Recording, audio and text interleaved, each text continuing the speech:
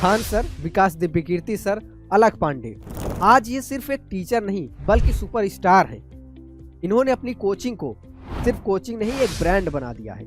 आप ये मानिए कि एक सक्सेसफुल बिजनेस है, ठीक है। और इससे वो बहुत मोटा पैसा भी कमा रहे हैं, बच्चों की सेवा भी कर रहे हैं और बच्चों की फीस भी सस्ती करके उनको क्वालिटी एजुकेशन दे रहे हैं। तो अगर आपका भी यही सपना है अपनी कोचिंग को लेकर, यानी कि जो आप कोचिंग स्टार्ट कर रहे हैं उसको भी आप इन्हीं लोगों की तरह एक ब्रांड बनाना चाहते हैं, अपनी कोचिंग को एक ब्रांड बनाना चाह रहे हैं जहाँ पे आप क्वालिटी एजुकेशन दें, बच्चों को अफोर्डेबल फीस पे उनकी सारी पढ़ाई कराएं, टेक्नोलॉजी की मदद से उनको पढ़ाई और अपनी कोचिंग को एक ब्रांड बनाएं और उसको सक्सेसफुल भी बनाएं। ना सिर्फ उसको लॉस में चलाते रहें बल्कि वहाँ से अच्छा प्रॉफिट भी आप कमाएं ताकि लंबे समय तक आप बच्चों की सेवा कर पाएं। ये सारे काम आप कैसे कर सकते हैं, तो इस वीडियो में मैं आपको 5 पॉइंट बताने वाला हूँ। उस 5 पॉइंट को अगर आप ध्यान देंगे तो आपकी भी कोचिंग इन लोगों की तरह एक ब्रांड बन जाएगी।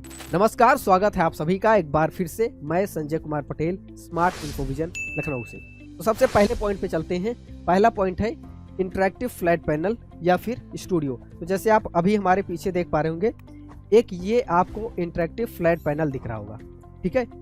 इसको कुछ लोग डिजिटल बोर्ड भी बोलते हैं, कुछ लोग पैनल भी बोलते हैं, तो इसी को बोला जाता है इंटरैक्टिव फ्लैट पैनल। दूसरा यहीं पे हमने लिखा है स्टूडियो। अब अगर आप हमारा देखेंगे तो यहीं पे ये हमारा कंप्लीट स्टूडियो है।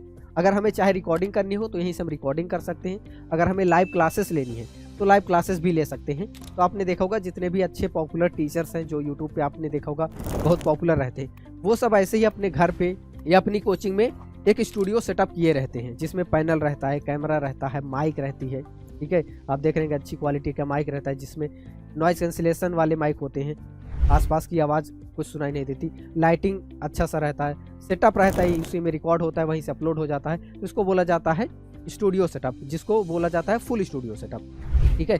तो आपके पास एक स्टूडियो होना चाहिए जहां से आप क्लासेस कर पाएँ, क्योंकि आज के टाइम पे आपको पता है ऑनलाइन जाना बहुत ज़रूरी है, यूट्यूब पे आपका होना बहुत ज़रूरी है, तभी आप ब्रांड बनेंगे, ठीक है। उसके बाद दूसरा है आपका एक एप्लीकेशन होना चाहिए। आप देखिए PW का एप्लीकेशन है, दृष्टि के नाम से उनका एप्लीकेशन है, विकास दिव्यकीर्ति सर का, खान सर का भी एप्लीकेशन है, उसका क्लासेस है, या जितने भी अच्छे सक्सेसफुल स्टार्टअप चल रहे हैं एजुकेशनल में, सबका कोचिंग का एक अपना एप्लीकेशन रहता है, ठीक है।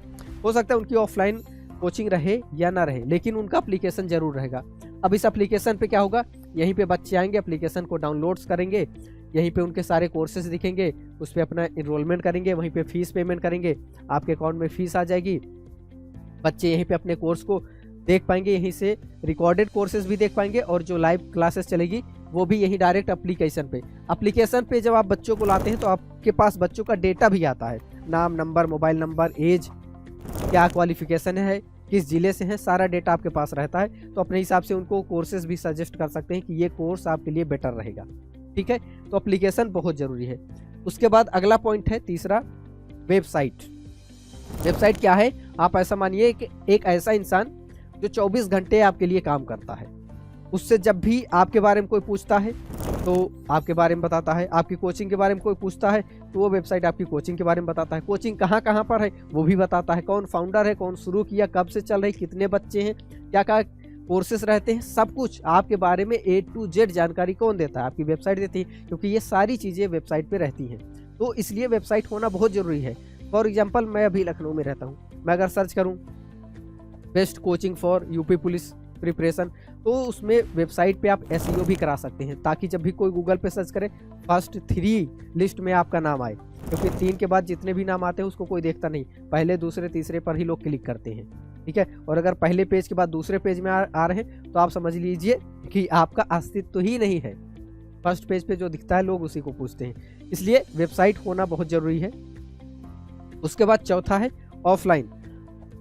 अगर आप अभी ऑफलाइन पढ़ाते हैं तो बहुत अच्छी बात है, क्योंकि आपका ऑफलाइन पहले से ही है। अगर नहीं है तो आप देखिए, अगर पॉसिबल है तो अपने रीजनल में जहां आप रहते हैं आसपास, जहां पर भी लगे कि हाँ बच्चे यहाँ रहते हैं, हॉस्टल वगैरह है, तो उसके आसपास अपनी कोचिंग खोलिए, जिससे भी रिलेटेड, जिस चीज़ से रिलेटेड आप जो चीज़ पढ़ाना चाहते हैं उसकी वहाँ पे एक ऑफलाइन कोचिंग ओपन करिए।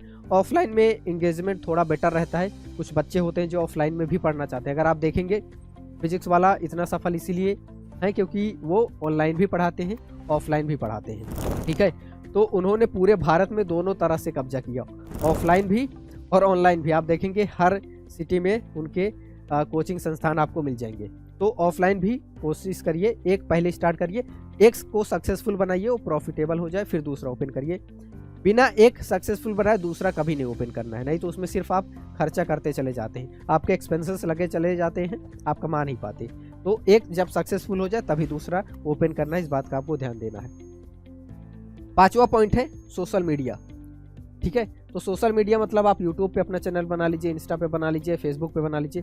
यूट्यूब फेसबुक पे इस पे लॉन्ग वीडियो चलते हैं, तो आप अपने लॉन्ग वीडियोज इस पे डालिए, और छोटे छोटे जो वीडियोज हैं इंस्टाग्राम या अदर प्लेटफॉर्म पर भी आप अपलोड करते जाइए।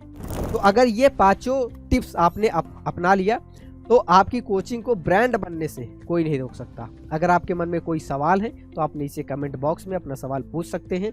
इसी तरह के और वीडियोस देखते रहने के लिए इस चैनल को आप सब्सक्राइब कर लीजिएगा। बाकी मैं आपसे फिर मिलूँगा अगले वीडियो में, तब तक के लिए नमस्कार।